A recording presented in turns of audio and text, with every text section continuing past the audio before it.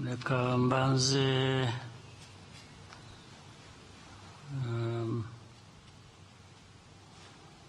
nshimire abayobozi b'inzego nkuru z'igihugu cyacu bari hano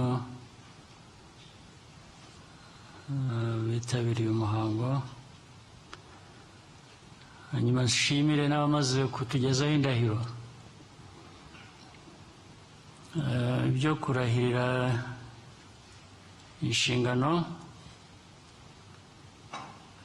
nk'izi ngizi abanyarwanda bajya mu nzego z'ubuyobozi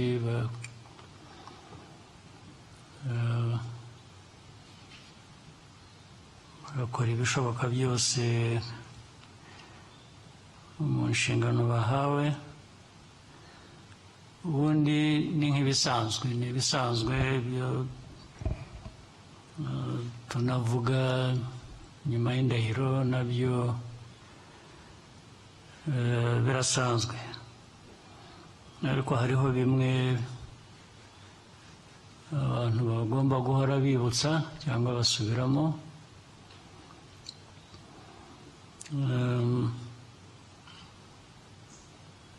Hari kuba ufite inshingano zikorwa neza ku mpamvu zitandukanye. Impamvu ya mbere, ugomba kuba wumva neza iyo nshingano n'uburemere bwayo. Inshingano ubwo n'uburemere bwayo ni ibyo dukorera abanyarwanda, dukorera igihugu. Ubwo natwe turimo, ariko ntabwo ari twe twikorera. Dukora kugira ngo tugeze byinshi ku bandi, ariko abandi iyo byagenze neza, iyo igihugu kigenda neza, ubwo nawe urimo. Ariko ntabwo abantu baherwa inshingano kugira ngo birebe cyane cyane. Iyo bakwireba, bireba mu bundi buryo, ariko icya mbere cyo kureba ni inyungu z'abanyarwanda. Icyo nicyo kintu cy'ibanze. Igikurikiraho hariho kumenya. Ugomba kumenya ibyo ukora. Ubwo rero ubumenyi nabwo bugira uruhare rwarwo. Akenshi rero bikunda kuvanga, abantu bakibwira ko iyo ufite ubumenyi biba bihagije. Ntabwo ari byo. Ugomba kuba ariho wa mutima ukoresha uri inyuma y'ubwo bumenyi kugira ngo wuzuze za nshingano nahereyeho z'ibanze. Akenshi rero abantu barabivanga, akibwira ko ubwo afite ubumenyi ndetse akagira n'ubushake bushobora gusobanurwa ku buryo butandukanye, ko byarangiye.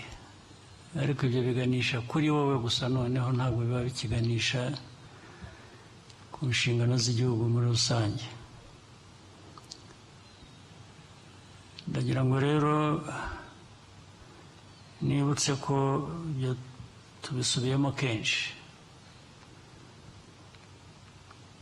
kandi kutabyuzuza nabyo bigaruka kenshi ku bantu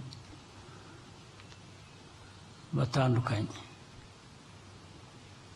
Ariko uyu ni wo mwanya rero wo kwibutsa, iyo abantu barahiye nk'uku, kumva ko dukwiriye guhora dutera imbere. Uyu munsi abamaze kurahira batatu babiri bari basanzwe ubundi mu nshingano mbere y'ibyahindutse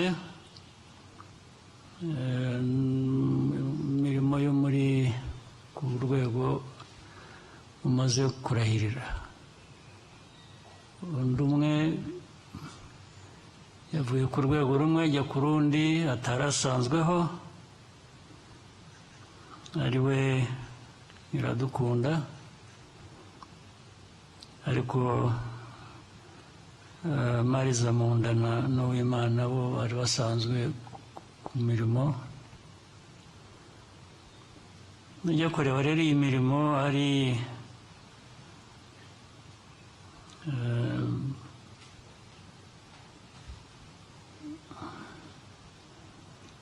Minisiteri ya Defense, ari ya ICT, ari family na gender. Ibi urebye bisa naho bihuje ibintu byinshi cyane ibyangombwa by'igihugu cyacu, ibyo kwirinda, ibyo koranabuhanga n'iby'umuryango